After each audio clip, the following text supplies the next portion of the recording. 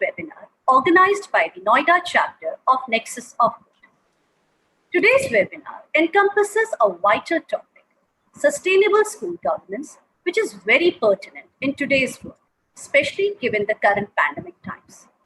This concept was envisioned by a speaker, Ms. Aarti Khosla, before it got aligned with NEP for school education.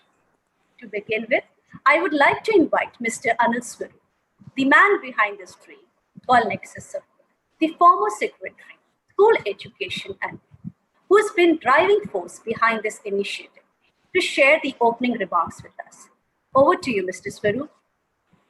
Thank you, Aditi. And at the outset, my compliments to Noida chapter for having taken this initiative. And the topic that you've selected is a very relevant one, especially in the context of the national education policy that has been announced recently. All efforts are being made to see that this policy gets implemented in its letter and spirit. And this is one of the major components in terms of its implementation.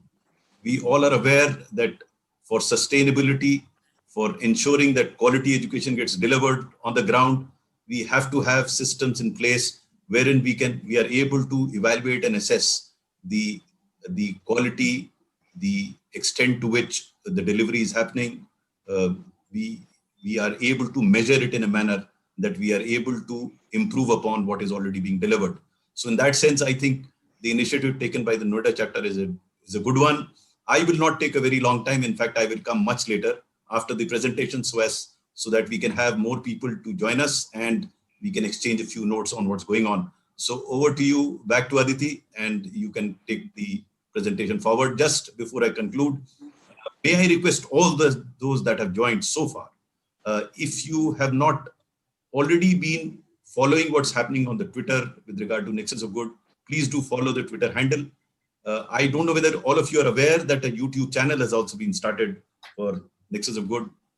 I would suggest that join that channel and subscribe to the channel. And of course, there is this portal that houses all the fantastic stories relating to Nexus of Good. So that's also there. Please visit the site and look at those stories. And more than that, contribute to the positive stories that you may have. There's so much good work that is happening around us. These stories need to be told, and I'm glad many such stories will be told today. God bless you. Take the webinar forward. Thank you very much for inviting me. Thank you, Mr. Swarup, for giving this opportunity to the Noida team. And we really hope that we are able to add value to your vision. Before we proceed, I would like to request our audience to put yourself on mute. And also, going forward, if you have any suggestions or questions, please add them to the chat box appearing on the lower side of the screen, and our speakers will address them at the end of this session. Education is the most important tool for the betterment of the humanity. Over the years, we've managed to ensure that the students remain enrolled in the education system, learn, and become productive citizens of the society. But how far have we managed to maintain the quality needed to create the enabling environment for them? So when these students actually join the higher education or get added to the workforce, they find it difficult to translate their learnings into real life scenarios. So the actual need of the hour is quality education, which empowers and equips learners with capabilities needed to develop sustainable livelihoods. There is also a need for additional monitoring system so that the learning outcomes can be regularly assessed, gaps can be identified, and remedial measures can be taken. Here, if I can add, assessment also plays a paramount role as they help answer questions, fundamental questions about educational processes and their outcomes. We have with us COAE International today, who has experienced resources from education sector, who has been adept in standardization for school education. COAE has really changed the way in which assessment has been seen in our country. From private schools to the ones affiliated with state government, all have been able to drive the innovation and create new opportunities under the guidance of COAE. The experts of COAE have been able to devise ways in which schools can evaluate the degree to which they meet the requirements of learners and stakeholders. Until the current pandemic times, never before have been so many children out of school at the same time. disrupting learning and upending lives. The work of COAE under such circumstances have become more vital to address these challenges and keep them running. May I now request Ms. Aarti Khosla, founder and CEO, COAE International, to join her and share her experiences with us. Aarti is a passionate edupreneur and is a standardization expert. She represents India at international technical committees for educational organizational standards and is also a member of National Education and Skill Development Service Sectional Committee. Over the last 23 years, Aarti has covered more than 1,000 projects with schools, colleges, universities, and corporates across more than 10 countries. Over to you, Ms. Aarti. Thank you so much, Aditi, and thank you for such an elaborate introduction. And thanks to the Nexus of Good Noida chapter for the opportunity. Mr. Swaroop, I think Nexus of Good is doing a commendable job. We are just celebrating the goodness around us and all the positive things that are happening around us. So it's a wonderful initiative in itself. And so thank you very much for a very apt opening. I'm very grateful to you. Let me just quickly share my screen. Give me a minute so that I can show a brief presentation. Yeah. So we all know that every nation is trying to achieve the Sustainable Development Goals. And specifically, if I talk about goal number 4, 10, and 11, where the objective is to have quality education, reduce the inequalities, and have sustainable cities and communities. In order to do this, I think every nation, every country will have to strengthen their education system. We have been working across all the segments of the education sector, right from the early childhood education to the university level. COAE was born only a few years back, but the idea was conceived long before. And transformation of education sector has always been our passion. I think schools feel great to see the board results, especially now with the way board results are changing. Students are getting 98% and 100% marks in grade 10 and grade 12 exams. However, at the same time, I feel, do we really try and ensure that those 14, 15 years of schooling, that the child is there with the school, is he able to develop the required skill levels? As per the national employability rates, more than 50% college graduates fall short on the employability scale. The significant gap in the talent need versus the availability capability, it stems from the school education system, which of course, it requires a very holistic system. And so with this, it becomes very vital that the schools evaluate the degree to which they are able to meet the current and the future needs of not only their learners, but also the other stakeholders.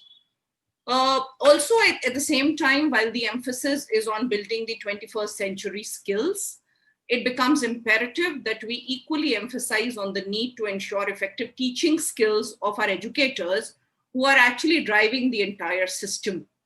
So it becomes all the more important. And let me just tell you that we have been, let me give you a brief introduction of the organization before we go ahead. We are an accredited certification body. In fact, the first accredited educational certification body in the country. We have a team of our in-house and empaneled team of school education experts, and we are present in India and outside. We've trained a large number of people on the school governance systems, and we've certified the schools in India and a couple of other countries also.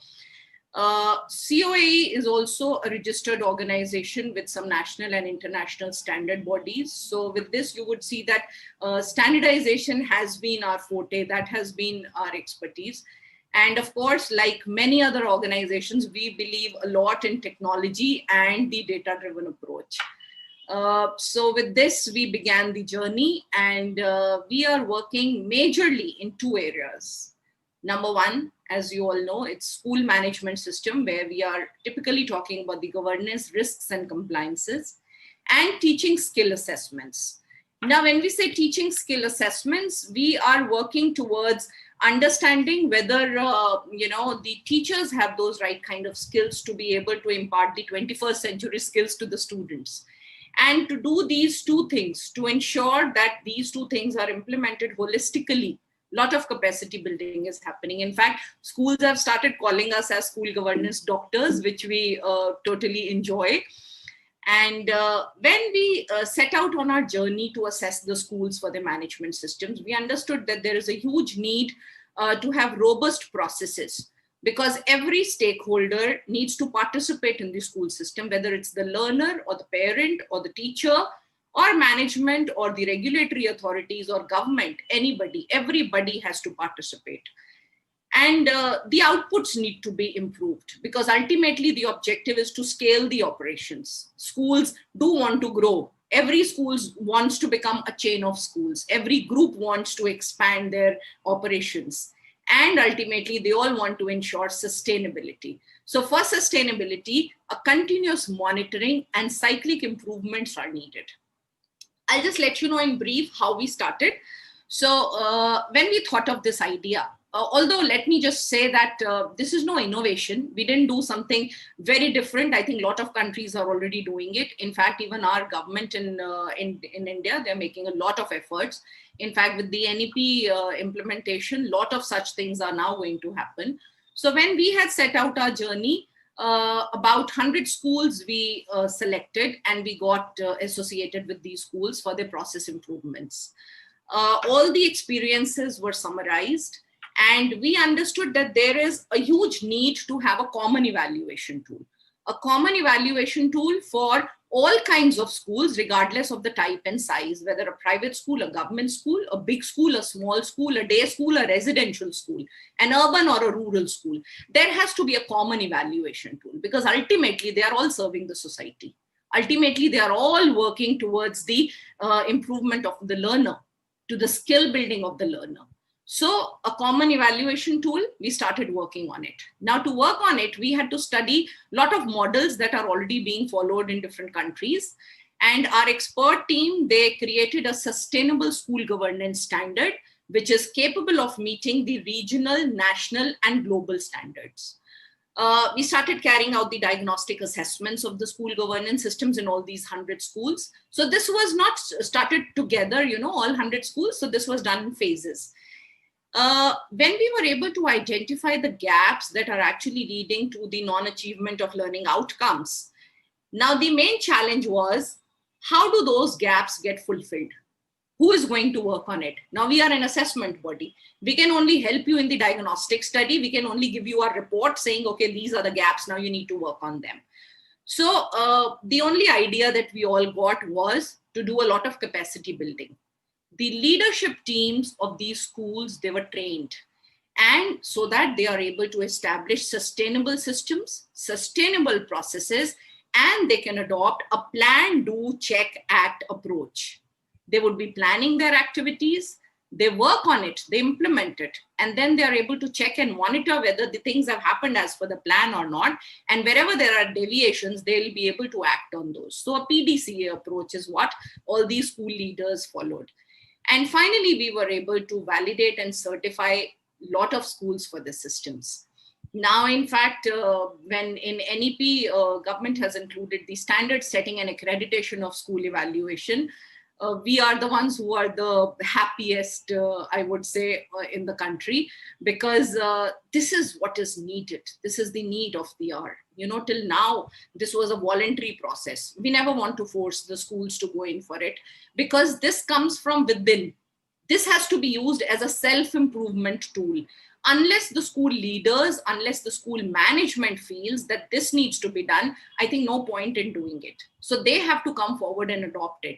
But now with NEP, I think this is going to become a mandatory feature for all the schools, regardless, again, of the type and size.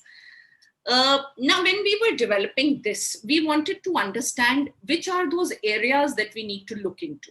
when we are going to a school for an assessment, what is it exactly that we are going to assess? Is it only the teaching learning process? Or is it the administration? Or is it the safety and security of the child? Or is it the emotional well-being and the happiness quotient of the child? Or is it the parental involvement or the leadership skills? So after, as I said, a lot of research was carried out, we were able to divide our assessment parameters into 5 broad categories. So under context of school, I would like to briefly touch upon all of them so that you understand what we do with the schools. So when our experts, they visit the schools, the assessments that we are carrying out in the schools for the systems, the first thing that we would like to know is whether you have a development plan in place, whether you have a strategic direction, your vision and mission. Is everybody in the school able to relate with that vision and mission? You know, the vision is generally set up by the management. And throughout the years, it remains management's property. Everybody feels this is not my vision, this is my management's vision. I think that is where we are going wrong. So that's the start point. The second important point is, do the schools understand the needs and expectations of all their beneficiaries, all their stakeholders, including learners, parents, staff, government, society at large? So everybody's needs and expectations. And lastly, the process management. So every activity that you take up, whether it's your curriculum planning, your teaching learning, your assessments, your admissions, your administration, the safety, whatever it is, it has to be done with a process approach. What is the input? What is my expected output? What are the policies and the guidelines that are going to actually address this process? And how do I control my process? Next comes risk management. In every process, have I been able to identify the risks and the opportunities? That is an integral factor here. Another important aspect that we look into is whether there is a clarity in the roles, responsibilities, and authorities. So when I'm referring to this, what I'm trying to say is, if the teacher knows what he or she is supposed to do, her job is to teach, her job is to innovate, her job is to see how well she can transact the curriculum in the class and make it more interesting and effective so that the learning outcomes can be achieved. So when we were visiting the schools, we found that teachers are doing everything else other than teaching learning. So most of their time they are spending on the administrative tasks. So here we laid a lot of emphasis. Everybody's roles, responsibilities need to be very clearly defined. People should understand what their policies and objectives are. Next comes resource management, where the whole emphasis on an infrastructure. So we check whether the infrastructure and the facilities, they've been provided, they've been maintained, and they are safe for the students. Whether the school is able to take care of the psychosocial and physical environment, the overall environment. When I say psychosocial, I'm referring to your anti-bullying, I'm referring to the discipline, I'm referring to the teaching allocation or the workload, what you call it. I'm also referring to the work-life balance, the stress management. Now after COVID-19, I'm very sure, in fact, all of us know that the schools are going to face this at a very large scale. So are we prepared to face it? How well have we done the capacity building of our teachers? How well have we oriented our parents to be able to face this? So after that comes the educator's skill and competence enhancement. So what kind of measures is the school taking? Now here, before I move forward, I would like to ask you all a question. I'm sure most of you who have joined the Zoom link today, you are working with the schools. Most of you are school principals also. So I'll ask you a question. Just type a yes or no in the chat box. How many of you have a structured mechanism to identify the training needs of your staff? Because most of us, we know that a publisher is conducting a training, it's free of cost, let me send my teachers. CBSE is doing something, let me send my teachers. You know, someone else told me that a training can be done, so okay, all my teachers are going to sit. Do we have a structured process wherein we know which teacher needs what training? Let me see what we are typing in the chat box. How many yeses we get? Yes, no, yes, yes, great, good. So Prema says yes. Prema is the one who is already implementing standardization in her school. Okay. So, you know, a lot of schools, they still need to work on this. So this is one area where assessments do help you a lot. Then how do you manage your communications, your internal as well as your external communication? The last point that you see in the third category is about a lot of documents that you have. You know, most of the schools, they are full with data, they're full with documentation, lot of records, files, project work and whatnot. So how do you control all of that? That is a very important feature here. Lot of schools I've seen, we have the ERP systems. Even the government schools are now implementing the ERP systems. But you know, a big gap that I see, the ERP is generally catering to the administrative aspect, to the administrative requirement, like your fee collection and your transport management system. But there is no plug-in with your academic processes. So how robust your academic processes, your learning outcomes and your curriculum development is, there is no check on that through technology. So I think this is one area where schools are working now. Coming to scholastic, so our assessments are typically focusing on how the curriculum is planned, how the assessments are designed, whether there is a very clear linkage between the assessments and the learning outcomes. Lot of schools that I have myself visited, I have not seen them preparing any blueprint for the question paper. Can you imagine? You're making a question paper and you don't make a design before that. You don't know what exactly are you going to assess. Teachers would simply open a book, look for a few questions and make a question paper. Again, I'm not trying to generalize the statement. I know a lot of schools are working a lot as well, but then there has to be a clear indication wherein this evaluation can show you the result, whether the school is capable of creating the design-based assessments or not.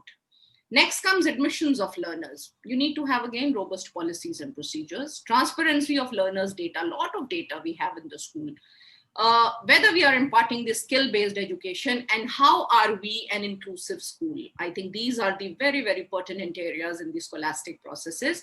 And lastly, when you have planned your system, you have implemented your system, now you need to check your system. Now you need to see whether you are able to meet the needs and expectations of the stakeholders or not. Are you carrying out a feedback mechanism? Are you handling your complaints and appeals in a structured manner? Are you monitoring, measuring, analyzing, and evaluating your system? Do you follow a data-driven approach? Do you take your decisions based on evidences? Here, while I'm talking about, I'm just reminded of a very simple incident. I would like to share that with you all. So in one school, you know, the chairman of the school wanted to employ a very competent principal. So for about 20-25 days, he was interviewing a lot of people. And finally, after 20 days, he came across somebody who was highly experienced and highly competent. So the chairman said, before I give you the offer letter, I would like to take you out for lunch. They both went for lunch. They sat in the restaurant, ordered food. And the first dish that was served to both of them was soup. So while they were having the soup, the moment it was served, you know, this would-be principal, he just dragged the soup towards him, picked up the salt and the pepper that was already lying on the table and added that salt and pepper into his soup and then started having it. The chairman was watching. They both finished their lunch. And after they were about to leave, the chairman said, I'll give you the offer letter later.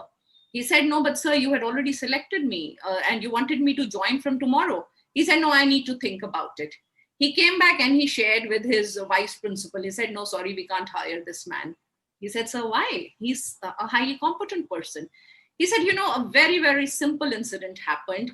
A person who can, without tasting the soup, know that there is less salt and less pepper and there is a need to add more, he can take any decision in my school without verifying the facts.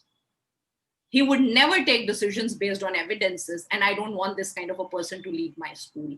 So, you know, it's such a small incident, but it gives you a big perspective about how monitoring measurement is important, how data-driven approach is important. And lastly, whether the schools are identifying the opportunities for improvement and they are actually working on it. Are the continual improvement projects being taken up by the school?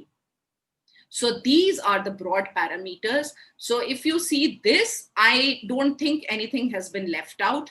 In fact, I always use a phrase whenever we are going for assessment, our auditors are visiting the schools, they are talking from the chairman to the doorman, everybody in the school, everybody is audited, every process is audited, so that the school gets a very holistic report as to where you are, whether your system is capable enough to ensure that your learning outcomes will actually be achieved. We keep on talking about learning outcomes, but what about all that background preparation? What about your systems and processes? The moment the principal changes, the moment the teacher changes, I think the system gets impacted. So we need to be a process-driven school rather than being a person-driven school. That is what has been our focus. And if you want to know on what principles this entire standardization and the monitoring is based on, the most important principle is the focus of the school has to be on the learners and the other beneficiaries. The leadership has to be visionary. People have to be engaged. Through process approach, improvement should be visible in the school. Evidence-based decision-making should be happening. Sustainable relationships should be built within the school and outside the school. Social responsibility should have been taken care of. School should be an inclusive school, and ethical practices should be implemented in the school. A fair process, a fair and a transparent process is what an important principle of this whole scheme is about. So this is what we look into. Now, when we are already working on it, it's been more than 20 years that this is what we are doing, and we are helping the schools in improving the systems, improving the processes, and contributing in the nation building. So while we were doing this, two very good things happened in the last 2 years. Number one, as we all know, NEP came in. And NEP has brought out this element of these two elements, Section 7 and Section 8 in the document, if you see. The focus is on the efficient resourcing and effective governance and standard setting and accreditation. So NEP says this is going to be there for all the schools. Of course, because the government wants all stakeholders to participate, whether a public or a private school, everybody has to be treated in the same way. Benchmarks and processes have to be set, and a common standard has to be followed. The schools have to become a point of celebration. This is what the focus is. And we feel so happy that this is what we've been promoting all these years.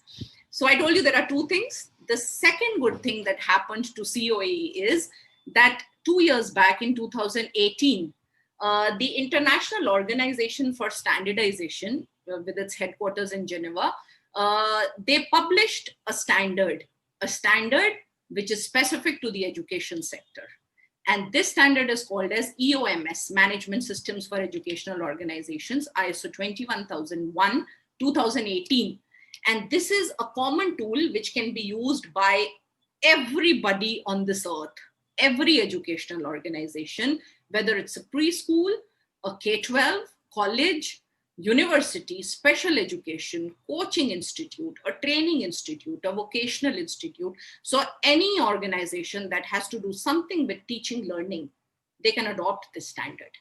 And we are, COAE is the first one, the first educational certification body that has been accredited to do this. And we have already certified a couple of schools in India. We've certified the university in the Middle East, in Dubai, and the journey continues. So this is what is happening. And in fact, I think today also in this portal, I could see when we started this meeting, we have a few schools who have been certified by us and who are also in the process of implementing the standard. So we will request them later to share their experiences also. Coming to the second important area, it's the teaching skills enhancement. So, you know, while we were visiting the schools, we saw that there were a lot of gaps in terms of the teacher-student relationships were not very great. There were various tasks other than teaching learning that the teachers were handling. No focused approach on capacity building. The processes to evaluate the performance of the teachers, it was quite ad hoc and quite unstructured. And the deserving individuals who have the skills to teach, they don't have any motivation. They don't want to become teachers, And school teaching is rarely seen as a celebrated profession. If I ask you today, those who are present, how many of us want our children to become teachers? I'm sure not even 25% would say a yes. Why? I think we need to look within. I think we need to find a solution to this problem. 2015, we started working on this. And along with our school assessments, we also started working towards identifying the educators who have those teaching skills, who are deserving. In fact, we try and keep on motivating the teachers to continue doing the good work. Very recently, just on 5th September, Teachers Day, we also felicitated a few teachers, almost around 200 Indian teachers from India, London, Singapore, UAE, and Australia. So these 200 teachers were certified as the Corona Warriors. So they are the ones who have made the teaching learning fun during the lockdown period. So there was a rigorous process of screening and selections which happened.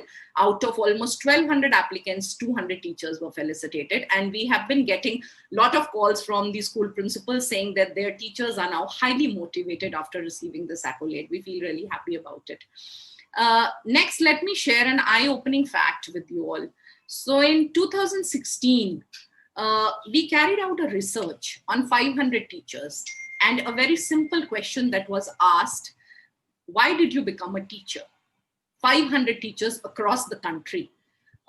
You'll be surprised to see the results. 92% teachers gave us the answers like, I had completed my formal teacher training, so why should I sit at home? My own children are studying in the same school, so it's easy. I had quit my corporate job, so teaching is an easy job. There's a lot of respect, honor, safety. The travel time is less. There is no corporate politics in the schools. We are working as a couple in the school, so it's easy to understand the challenges. These were the answers that we got. And 8% teachers said that they chose the teaching profession because they love to teach. This was an eye-opening study for us. And we were almost, we didn't know what to do. So the next step that we took was to create something, to design an assessment tool, an evaluation tool, which can help the deserving teachers to be able to know which are the areas where they need to work further so that they can enhance their teaching skills. And the country can get to know how many teachers are self-motivated in the schools. So this is, it is a technology-based tool. Wherein, we are certifying the teachers at 3 different levels, beginners, intermediate, and advanced. It's a 3-stage process, which starts with an online assessment. The teacher who clears the first online assessment, she undergoes a classroom observation. So now during the lockdown period, when the teachers were teaching online, so our experts used to enter into the same classroom and observe them while they were teaching. And the 3rd stage is a small interview with the teacher. So all the 3 stages, a very rigorous evaluation process. And finally, the outcome, the report that the teacher gets or the school gets, lets you know that this is the specific area that the teacher or the school needs to work on under these 3 broad categories. And these areas can be related to maybe the learning styles, the teaching strategies, how they make their lesson plans, whether they know what differentiated instruction is, are they able to use the technology, are they able to use the Bloom's taxonomy, what kind of assessments are they designing, are they able to map the behaviors of the students to the learning outcomes, are they able to manage the classrooms, are they able to ensure that the parent and the teacher, they work together, and do they understand the importance of motivating students and understand the relationship between teacher engagement and learning activities. And lastly, the teachers who understand the importance of self-development, professional growth, and the continuous professional development. So these are the broad parameters on which the teachers are assessed. And a very detailed report is given to the teacher. The prominent areas are marked, and the teacher starts working on them, and she can enhance the skills. And again, she can take up our assessment to know how much improvement has happened. So it's a continuous improvement process, a very continuous. Our partner schools are in India. If you can see, a lot of states we've tried to cover, private schools and government schools, and internationally in almost around 5 places we've been working with the schools. Okay, so far, I don't say that we've achieved a lot. I don't say that we've done something really great, but those small achievements, it'll be a pleasure to share with all of you. More than 8,000 school leaders have been trained on school governance. So we believe a lot in capacity building, as I said in the beginning also. So we want the school leaders, the principals, the vice principals, the coordinators, supervisors, everybody who's leading the school to take this initiative and continuously monitor their own systems. They don't have to wait for 1 year for COAE assessors to visit them and tell them what the gaps are. They are so empowered that they themselves come up with all those gray areas and they start working on them. We had supported NABET and CBSE in developing their school accreditation standards, and we've achieved our accreditation, as I've already shared. I have also been able to present the case studies of some of the schools in India to the committee of experts from various countries. And very recently, we've been empaneled by the Haryana state government for setting standards for the schools in the state under NEP 2020. And around 1 million students, teachers, parents, their satisfaction is being monitored by their schools. Their satisfaction is being measured and continuously it's being enhanced. You know, it really feels great when I myself visit the school and I'm talking to the parents and I ask them, are you happy with the school? And they say, yes, we are totally happy with the school. The school is working day and night to make sure that all our needs are addressed, all our concerns are addressed, and the way they handle our complaints, our grievances, it's amazing. No other school in the city is able to do that. This kind of feedback when we get from the stakeholders directly without the school's involvement. In fact, I'll share with you, when we talk to the students, when we talk with the teachers, we don't allow the school staff to be present there. So they can very openly talk to us and they can share their feedback. And it's always amazing with these schools who have kind of changed their approach. They have changed their mindset. And it's high time that we do this. So about 500 teachers have been able to enhance their teaching skills with us. And lastly, now we are working on developing a ranking framework in terms of the academic outcomes, administrative support, technology, and all the areas that are needed in today's time that can cater to the 21st century skills, so that we know what kind of schools we have in the community, so that the parent knows on what basis he or she is able to choose the school. So I just hope that this ranking framework will get its own identification. So that's it. And lastly, I would like to say that Skill India, the Atmanirbhar Bharat, Make in India, New India, literacy, numeracy, global attributes, they can all be achieved if we change the mindset. If a well-thought roadmap, backed by, of course, hard work, perseverance, and sincere approach towards achieving excellence, I think each educational organization can lead to a success story for its learners. So our journey continues, and we need a lot of support from the schools in the society. We need a lot of support from the government, because we are very, very clear with our intentions and our passion to transform the education sector. As I said, we are not doing something very different. I think already a lot of work is happening. But what is different with COAE is probably our passion and our intent to make it happen and transform the whole thing. So that's the only difference. And over to you, Aditi. Thank you so much for the opportunity. Thank you, Aarti, for your deep insight. I'm sure the audience have gained a lot from your unique perspective, focusing on assessments, monitoring mechanism, holistic principle of standardization, and importance of learning environment. The list is endless, but that was a real passion person speaking, and we could hear it from. Moving on, We also have, like you said, a lot of schools who have partnered with COAE International in their process improvement journey. It'll be interesting to hear them share their views on standardization in school governance. May I now request Ms. Aisha Masood, Management Trustee of the OASIS International School, Bangalore, to share in brief the impact of EOMS certification in her school.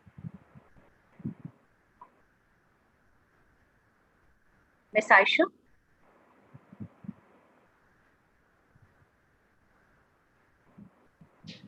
Yeah, good evening, everybody. Hi, good evening. I think just a second, I'll just switch on my.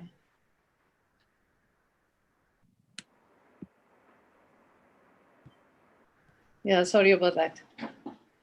Hello, I'm Aisha Masood from the Managing Trustee of OASIS International School.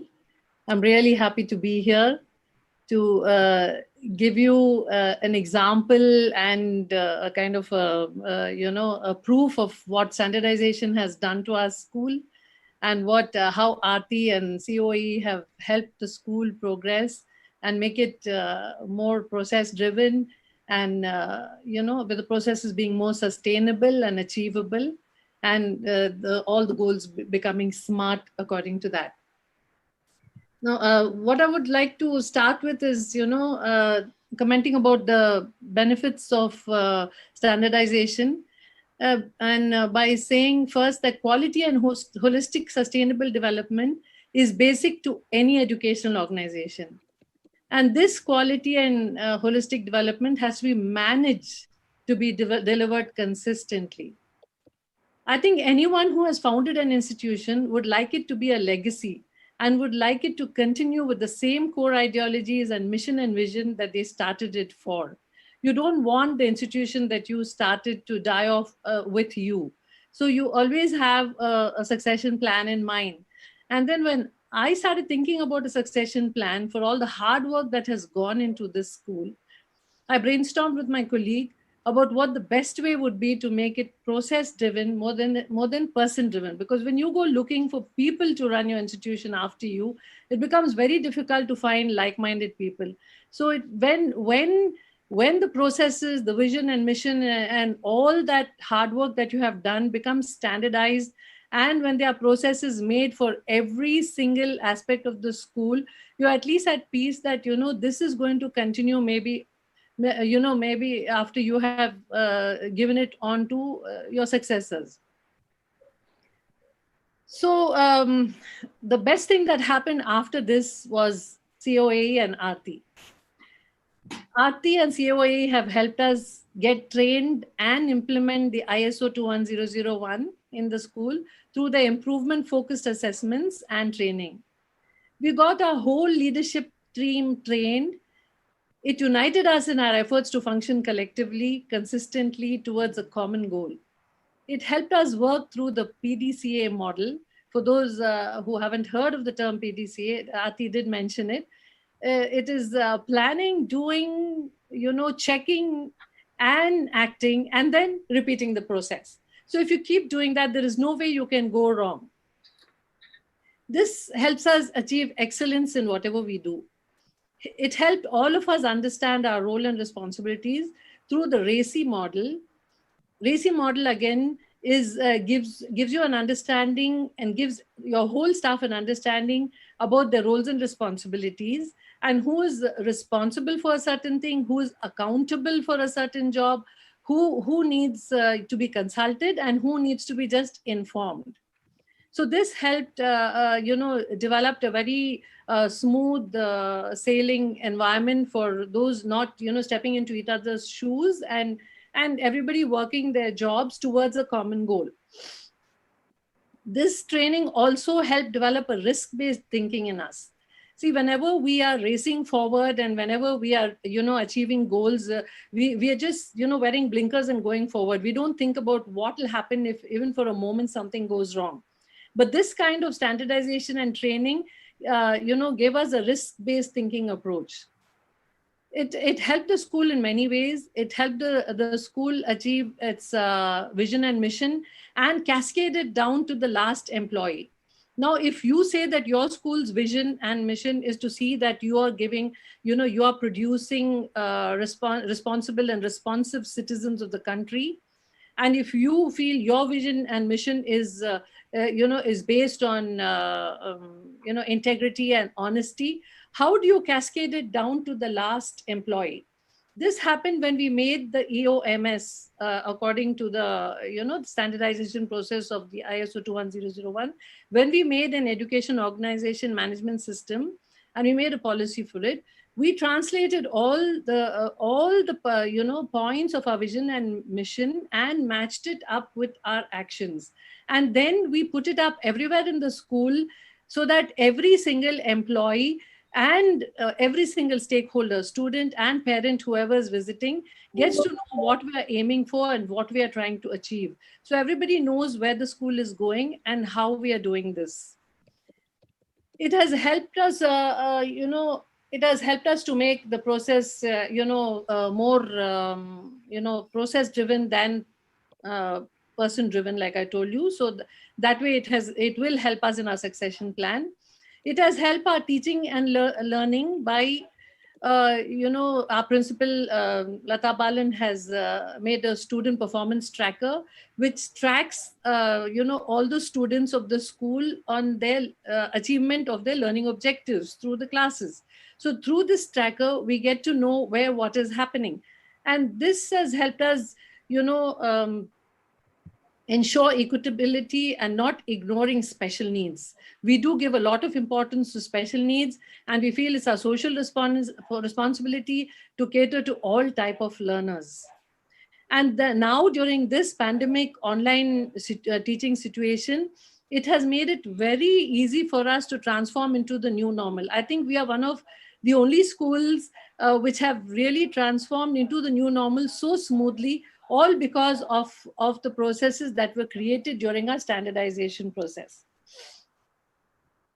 We have easily been able to convert our learning objectives to concept based instead of just content based, and then we truncated the curriculum and gave it to the children in the norms that the government had asked us to. They had limited the classroom and they had limited the screen time. So we were able to give a truncated curriculum which was concept based, which achieves the learning objectives very easily because of this process approach. In assessments and examinations, this standardized approach has ensured equitability, fairness, and mitigated malpractices. And it has here also in every process, it has helped us think about risk management, which was so far overlooked. And then in the grievance redressal, which we used to, I think, almost ignore, the grievance redressal. Today, we pay so much of attention to it because there's a policy, there's a process of doing it. And this has made all our stakeholders very happy with everything that is happening in the school. It has helped every...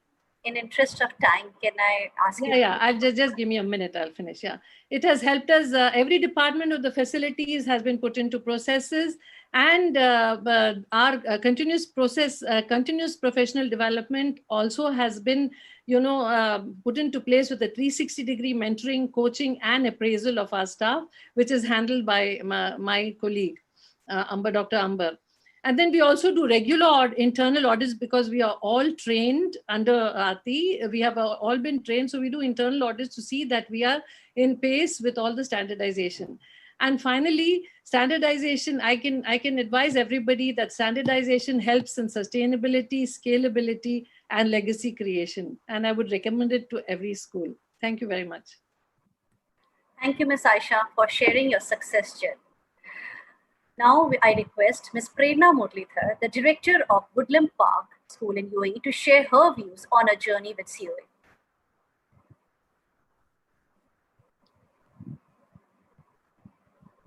Ms. Prerna, you have to unmute yourself, please. We can't hear you. Please unmute. We can't hear you. These things. I'm sorry. It's always a joy to get to Aarti's platform, and then the minute you called out my name, I said, well, let me just start. So once again, apologies for that. And Let me tell you, it's an absolute joy for me, and I think a lot of my senior leadership team are also viewing this, and for giving me an opportunity to speak a few words. I think effective EOMS in the school definitely assures academic excellence. And I think as a school, it should be complete in all aspects. And it is only so when we feel the soul inside any institution. And when we talk of a soul, we are talking about meaningful learning spaces, whether it is virtual or whether it is the other way around. And for this this meaningful spaces that we see to have a soul, we need to ensure that every system, or let's say every process that is there in the school, is very well connected and knit. So as an educator, myself as an assessor, a school assessor with good number of national, international school colleges, corporate houses, I think I have, with the grace of God, got a very good insight into systems and processes. But the magic worked the minute I started with my, let's say, my connections with Aarti long back. And then I decided that what she was translating would make sense to a layman. And that's the beauty and success of COAE. I must admit that my acquaintance with COAE has grown in leaps and bounds, and its integrity is definitely unquestionable. As a leader, I have just not used this platform to mark my strides or personally grow myself, but have been able to learn, unlearn, relearn, not alone, but with my entire senior leadership team, who have now mastered the quality aspect of setting up an EOMS and ensuring the effective implementation of the processes. They have their eyes clearly set on monitoring and tracking the KPIs. If I were to say the changes that have come into my school, where my team leaders have been empowered and where they have now been certified, I think 5 minutes, 4 minutes, or even 4 days is not enough. But I can tell you, I stand tall today among all the other institutions here, at least in the UAE, where I have got my entire SLT certified as internal auditors, and that too in ISO 21001. I think a standard that gave my teachers a very good insight into the quality cycle and mainly into the need to continually evolve with their eyes focused on meeting the standards. So if you're going to ask me, what did setting up of an EOMS do to you or do to Woodland Park School, where I'm the director and principal, I would say, as a school, we have now very clear, transparent processes with a lot of policies and procedures, guidelines in place to check the effectiveness and constructiveness. My teachers are so very conscious of the quality component. It is not an external ingredient anymore. They are actually imbuing, and it is internal. They make meaningful interventions as and when necessary. They liaise with all the stakeholders for the entire deliverables. They manage the grievance very effectively. And as a team, we review the teaching and learning practices more regularly. The most important thing being feedback, ascertaining feedback, and then working together. Where at one time we school leaders used to battle it alone, today I have my entire team with me. They now hold the baton and bring in international best practices. They have a neat and effective monitoring mechanism now in place. I don't have to ask them to track the processes with meaningful KPIs. They do it for themselves. And the most important thing is now that is getting transferred to the next level of teachers. So I'm so glad that my SLT is now doing it for the other middle management, and it's going on and on. Now I have my team who are all on the same page. We speak the same language. We think the same way, and we are always focused on our priorities. Without a doubt, without Aarti and her passion, and the entire team, I don't think I would have been able to bring the 100 or 20 plus teachers into this line without the help of my team members. I am never alone. I am there with my team behind me. I think it's just not Woodland Park School. Many schools more are going to be benefited. And the other very important thing is, especially with NEP coming in now, I think 5 stars to this fabulous team. because the teamwork that they have in organizing the workshops, the way they present, each of them, how they conduct themselves in a particular workshop, I think speaks volume. And the tips that they create and the small sort of, what do I say, the feeling, the passion is driving in each and every one in this team. And that is why I am sure that, like how our school has benefited, I would certainly recommend that we understand what standards and processes are in a very layman language and try and implement it and get our own faculty also into this.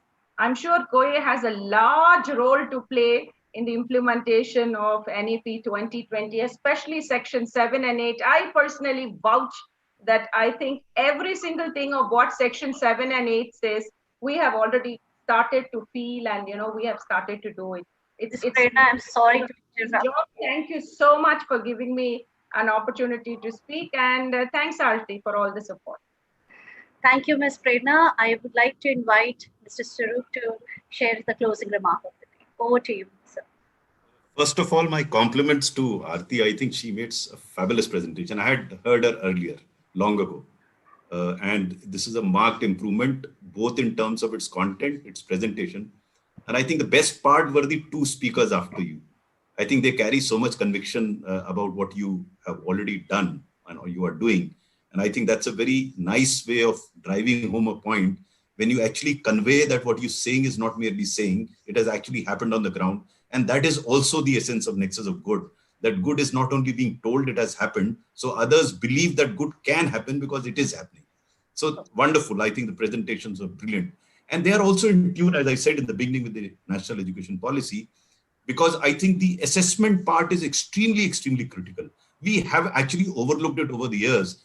And what Aarti is doing now also is was in a very limited way. But National Education Policy is going to scale it up, and organization like yours can be very, very useful in actually first determining those benchmarks, those parameters on the basis of which you assess, and then actually carrying out the assessment. In fact, in one of the presentations that I made on National Education Policy, I have questioned the process of assessment that has been advocated in the National Education Policy. It talks about government assessment. And I've always felt that there are so many bodies that can actually do the job very professionally, including yours. What the government really needs to do is to accredit such organizations who in turn make an assessment. There will be no allegation of corruption. Otherwise, if the government officers are going to make an assessment, God bless us. I've been a government servant myself, so I understand the limitation. The job of the government, to my mind, is to lay down the parameters, to set the rules of the game, but don't play the game yourself. Let somebody like Aarti play that game, and I hope government listens to this. But again, compliments to you for this wonderful job you're doing. I would have spoken much more on this issue because assessment is very dear to me, and objective assessment is even dearer to me in the sense that mere assessment, because these days this is fashion for getting some stamp from somewhere in the world. When yoga becomes yoga, it gets to be recognized in the country of its origin. It's only when it gets Western recognition. I think what you're doing is a wonderful job within this country, needs to be recognized here. Keep up this wonderful work, and thank you very much, Madam Aisha and Madam I'm forgetting it. Yeah, Prema. You made a very passionate presentation on how you have benefited, and it carries so much conviction that anyone who's talking to you for the first time or listening to you for the first time will go convinced that this is it. I don't have a school, but probably I'll go to Aarti to get an assessment done. Thanks to your presentation. Wonderfully done. And once again, compliments to Noida for having done that. I wish there was more time for interaction, because I'm sure those that are sitting here would want to intervene and ask you a few questions. But then we are all a part of Nexus of Good. They can get in touch with Aarti one-on-one and get those details. Though we'll be deprived of those questions, but they can be shared in the group, the Nexus of Good City Chapter in Noida. Once again, compliments to all of you. Wonderful presentations and great follow-up by both Madam Aisha and Madam Prerna. God bless you. Thank you, sir. Thank you, sir. Thank you, sir, for the wonderful remarks. Thank you, Aarti, for the detailed, lovely presentation. I would like to once again thank you, Ms. Aisha and Ms. Prema, for the beautiful words. And not to forget the technical team, which is because of whom we are sitting here talking to everyone. Thank you once again. Thank you for having us. Thank you very much.